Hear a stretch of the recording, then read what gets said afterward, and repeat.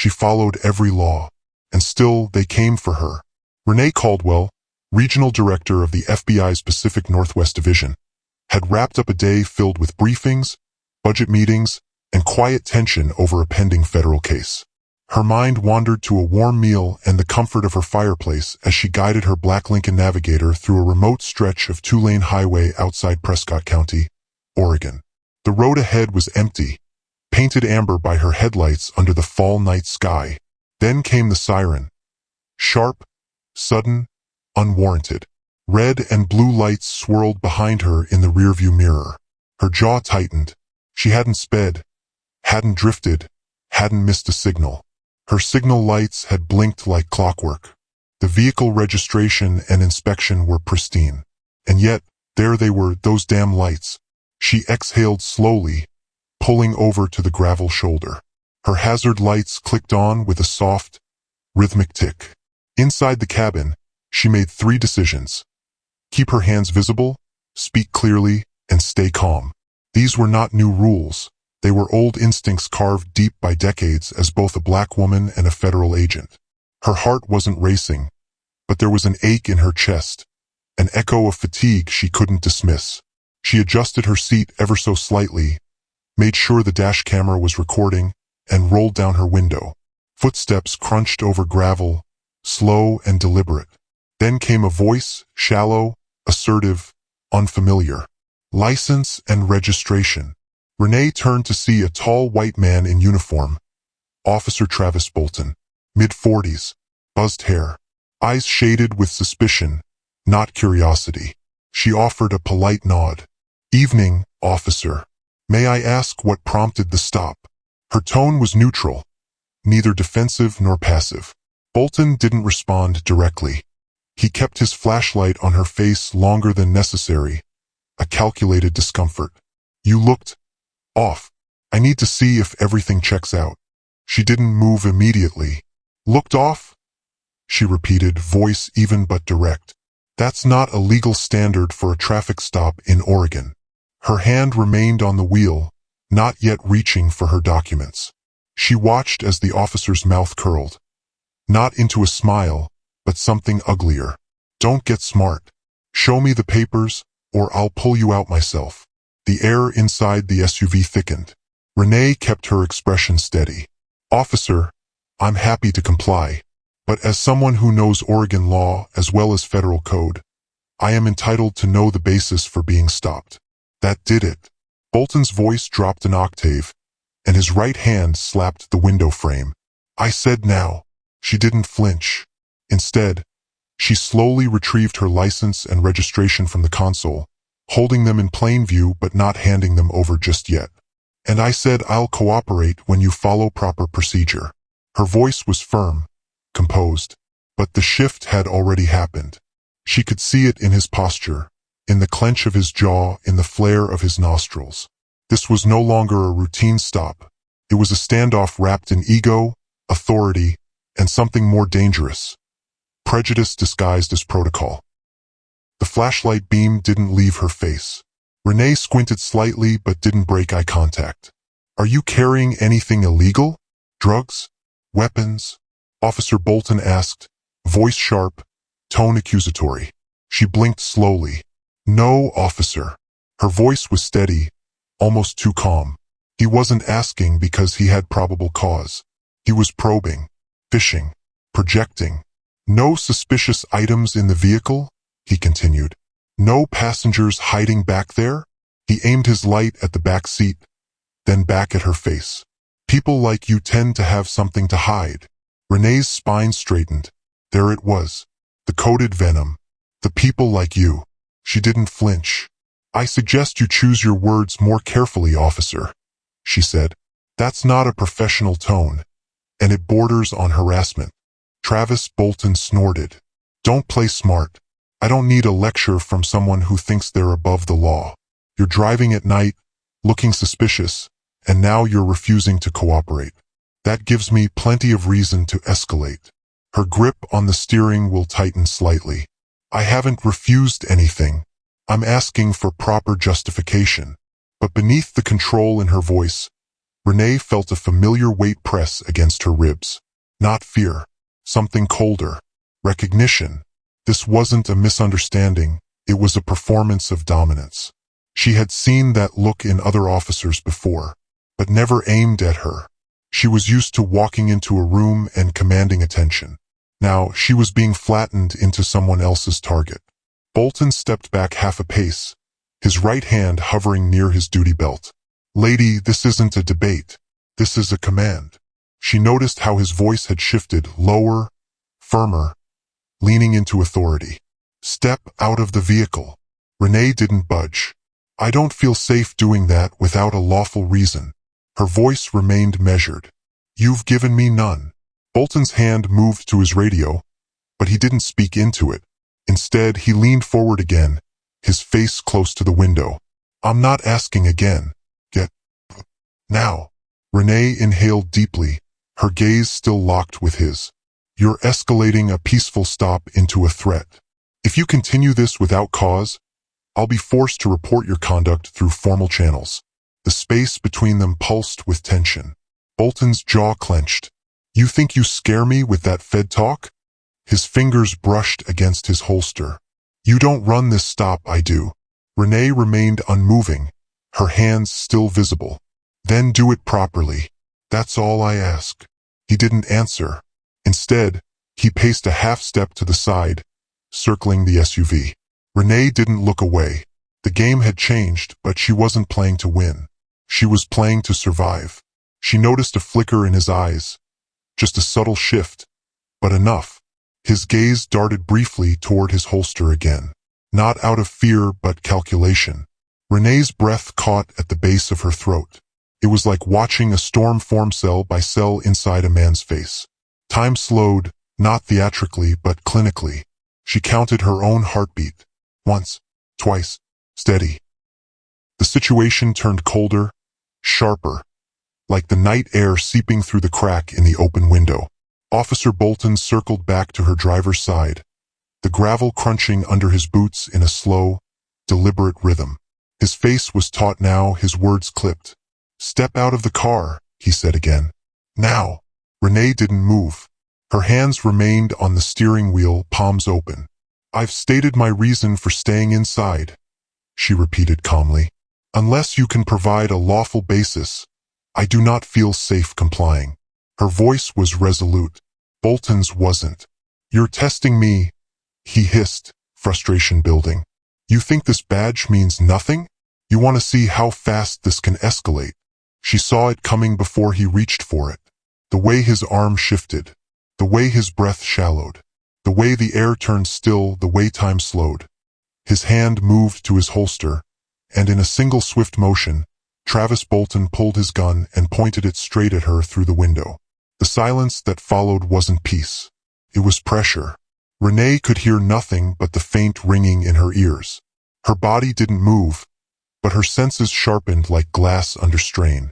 One flick of his finger, and this would turn from unlawful to irreversible. Her eyes didn't leave his.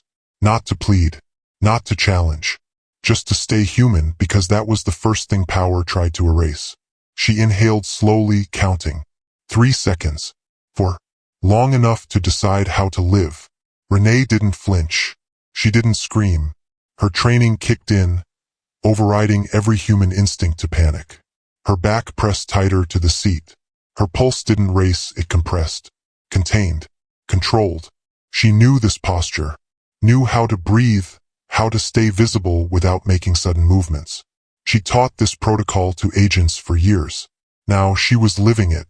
"Officer Bolton, you are pointing a firearm at a civilian without cause. This is an abuse of power and a violation of state and federal law." Her voice dropped, quieter than before, but heavier. Her phone's dash mount was already recording. Now she slowly moved one hand, visible, deliberate, toward it. "This is all being documented," he sneered. "You think I care about cameras?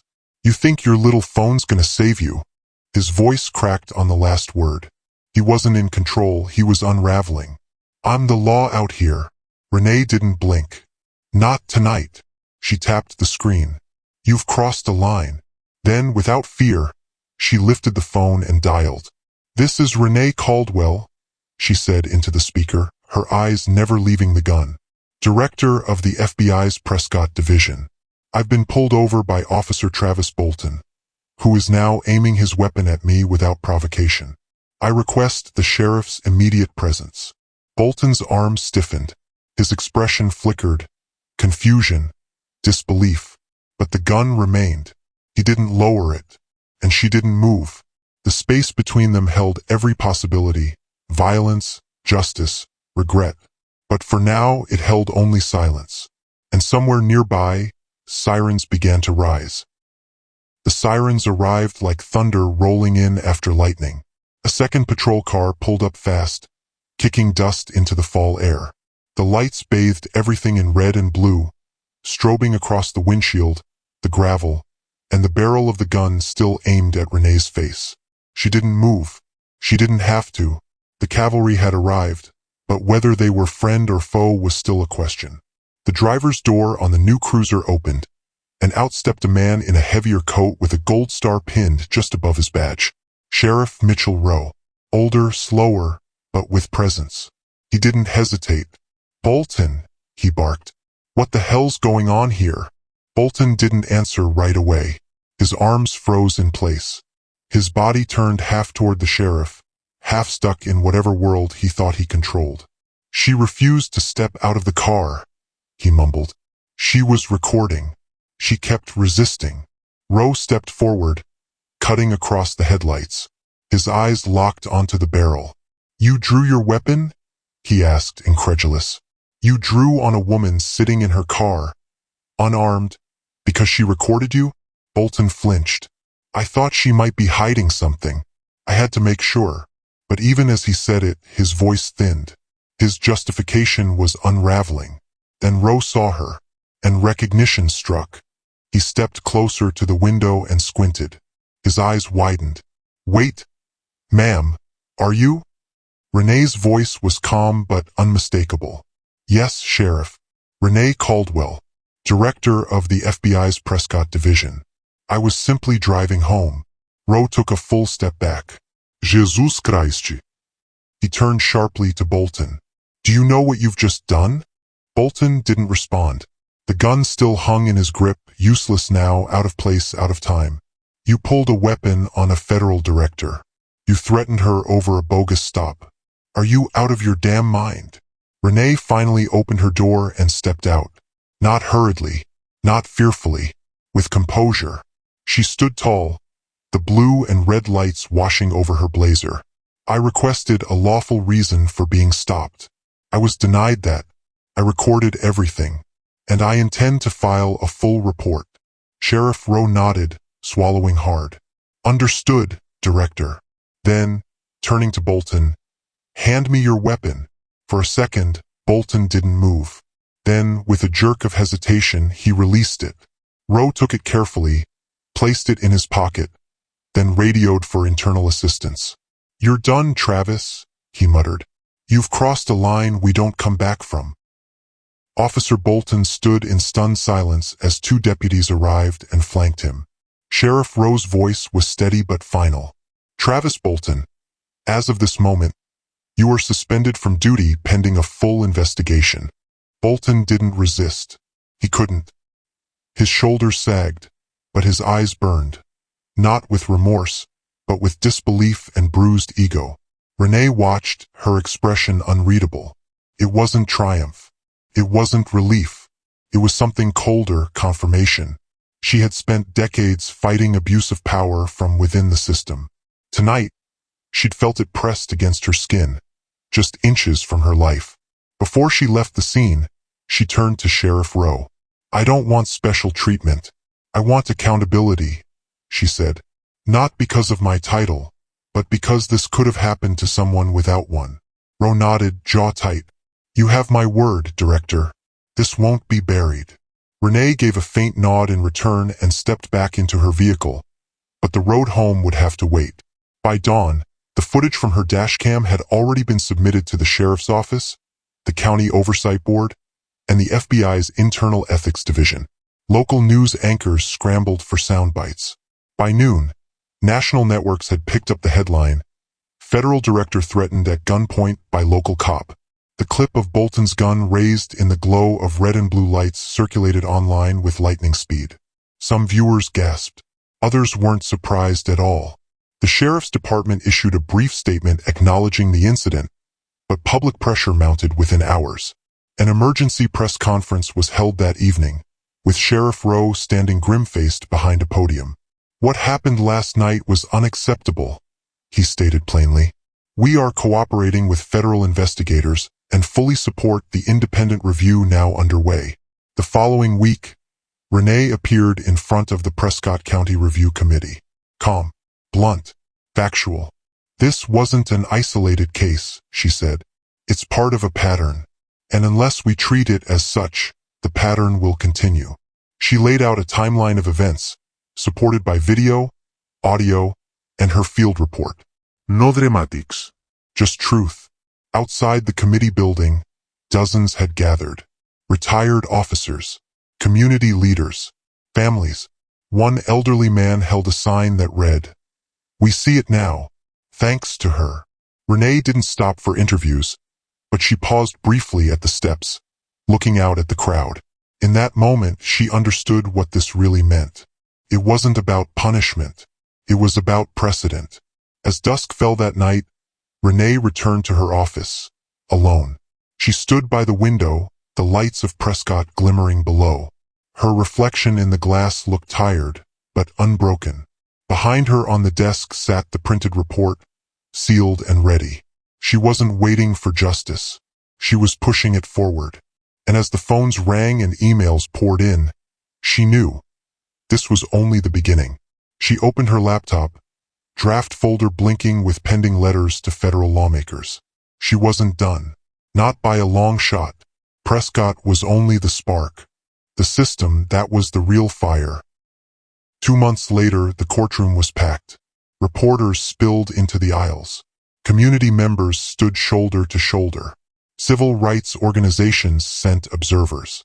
And in the center of it all sat Travis Bolton, no longer in uniform, no longer armed, no longer in control. His lawyer argued stress, confusion, misjudgment. "It was dark," the man said. He didn't recognize who she was, but that was never the point. Recognition should never be the price of safety. When Renee Caldwell took the stand, the room fell still. She wore no blazer, no FBI pin, no badge, just a simple black dress and clear eyes. "This isn't just about me," she said. "It's about what happens when power is handed to those who mistake authority for permission, who believe a gun replaces procedure, who act first and justify later if they justify at all." She recounted every moment. The illegal stop, the loaded questions, the refusal to provide a lawful reason, the threat, the weapon, the silence, the arrogance, and finally the lie. She wasn't cooperating. Renee looked toward the jury, her voice unwavering. "He didn't pull that gun because I was a threat. He pulled it because he didn't think I could challenge him. Because to him, I wasn't a person. I was a problem to be controlled." The room didn't move. The forewoman of the jury stared back at her with a clenched jaw, her knuckles white around the edge of the notepad. In that stillness, something deeper was being processed. Not just guilt, but the weight of consequence. The prosecution presented the dashcam video. They walked the jury through policy, procedure, violations, and most damning, intent. It wasn't a mistake. It was a choice. After deliberating for just under 4 hours, the jury returned with a verdict. Guilty on all counts. Abuse of authority, racial profiling, endangering a civilian, and willful misconduct. Judge Albright spoke clearly. "Mr. Bolton, you've betrayed not only your oath but the public's trust. Your actions endangered a life and exposed a systemic flaw that cannot be ignored. Sentence: 4 years in prison with no possibility of early release." Bolton said nothing. He didn't apologize. He didn't look at Renee. As he was led out of the courtroom in cuffs, he kept his eyes low, not in shame, but in disbelief that consequences had finally arrived. Outside, the crowd broke into quiet applause. Not for punishment, but for recognition. For the moment, justice had not looked away. Local newspapers ran front-page editorials the next morning. Prescott confronts itself. Community forums buzzed for weeks. In the weeks that followed, change began to ripple. Prescott County mandated new de-escalation training and expanded bias education across all law enforcement agencies. The state attorney general opened a broader inquiry into similar misconduct cases. Renee testified before a federal oversight panel, urging reforms on officer accountability and transparency in traffic stops. At a youth summit 2 weeks later, a girl no older than 12 approached her with wide eyes and whispered, "You weren't scared." Renee smiled softly. "I was," she said, "but I stayed steady, because if I didn't, he'd be the only one remembered." That night, Renee sat on her porch in silence, the breeze stirring the papers beside her. Her phone buzzed nonstop, calls from D.C., from other departments, from people she'd never met. But for a moment, she let it all be still, because this fight wasn't about being loud. It was about being unshakable. She didn't know if that girl would remember her name, but she'd remember this night, not because justice was loud, but because, for once, it stood its ground and didn't blink.